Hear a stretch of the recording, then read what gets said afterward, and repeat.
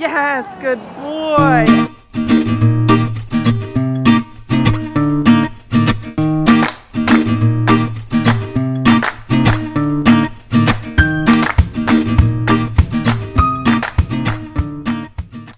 Hey everyone, it's Kayla here from Journey Dog Training, and we are giving our 5th update on my foster dog, Madge.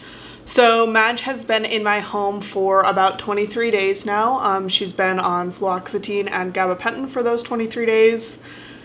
And it's possible that either those meds or the training is starting to kick in, or I'm just feeling more optimistic today than I was last time. So we're mostly working on the same things as we were last time I talked to you guys.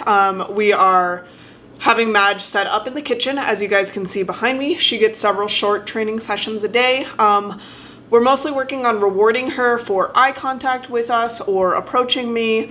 I'm generally tossing those treats away to her so that she doesn't have to come up to me and take those treats out of my hand. And I'm trying to kind of toss them a little bit further back so she can move away from me, and then she turns back to me, and then I toss them closer. So she's kind of getting to move closer and further away from me throughout the course of our training sessions. And I just want her to be able to stay at a distance away from me that keeps her comfortable. She's getting the remainder of her calories through meals in things like snuffle mats and frozen Westpaw toys. She's also getting some more bully sticks.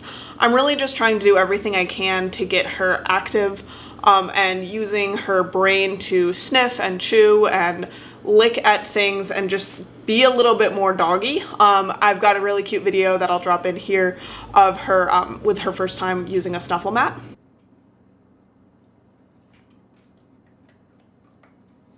I think Healthline's a pretty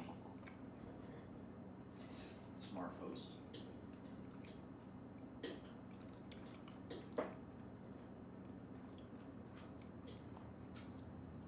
I am also putting a slip lead on her almost every day and then just opening this gate and letting her come out and kind of explore the rest of the apartment while I'm working.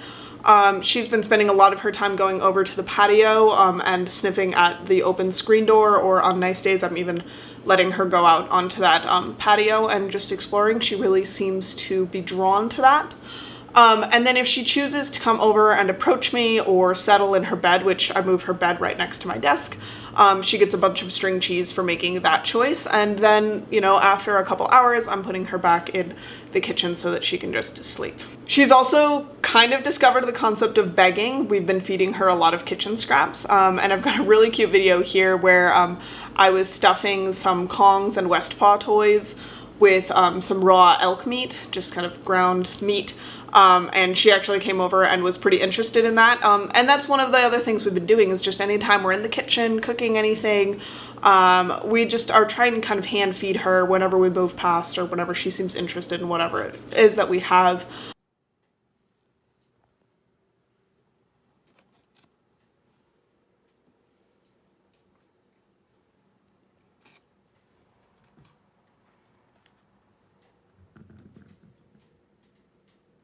Essentially trying to buy her love with food and just teach her that, you know, we're not only are we not scary, but humans actually produce food and are therefore interesting. So I still haven't been able to pet her, and honestly I haven't even tried yet.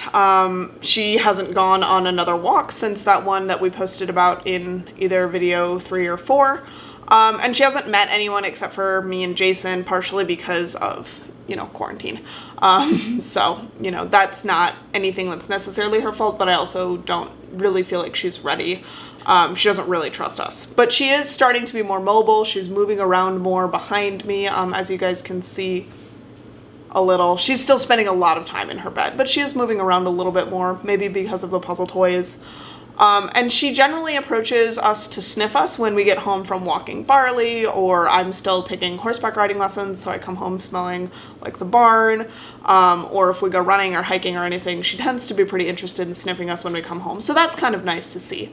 There are bright spots, but it's still really, really slow going. I'm really concerned about potty training. I don't have a great game plan for that because that is going to require taking her out on leash, you know, multiple times a day. She will pee and poop in her crate if you leave her in there, so that's not really an option. I've, truth be told, never actually seen her pee or poop yet. She is really reliable with the potty pads, but I'm worried about potty training. And, you know, I'm still just kind of worried about her prospects as an adoptable dog. You can't pet her. You can't walk her. She's not potty trained. She's not really social at all. And we've also been being notified by my Furbo that she tends to bark for the first hour or so of being left alone. We've been leaving her in a crate since she had those several episodes of escape, so that we don't have to go through a traumatic recapture process. And yeah, so it's not that she's any better or worse inside the crate as far as we can tell. But, you know, that's also concerning because if she truly is going to be kind of panicky when left alone, but then totally unsocial when you're here, you know, she's just a tough dog. She's going to be a tough dog to get adopted out. So hopefully, you know, she continues to improve. And, you know, I don't think we're going to start working on separation issues at all until she's much better with being social with people. I'm also just not leaving the house all that often, but, you know, we'll just have to kind of wait and see. I have a feeling updates on Madge are going to slow down a little bit. You know, when I first got her, I was doing a couple updates a week. Now I have a feeling it'll be more like once a week or every other week just because progress is slowing, but I will kind of notify you guys as things happen, and, you know, maybe we'll have another spurt of activity and we'll be able to post more videos, but again, there's just not all that much to share. It's just kind of more of the same, you know, it's really mostly just teaching her that being near us is not dangerous and that we produce food. Make sure that you guys follow along with the rest of Madge's journey by subscribing here. You guys can also follow her. She pops up in my Instagram story quite a lot if you follow at Collie Without Borders, and it's Collie without borders on Instagram. You guys can also hire me for behavioral training and help at journeydogtraining.com. I work with people all over the world, and I have for several years. My main mode of service is remote training and remote service, so you guys can find out more there, and I have a very active blog on journeydogtraining.com, so feel free to check out all those different free resources, and you know, just keep rooting for Madge. I really appreciate your support, and I'll keep you guys posted as we go.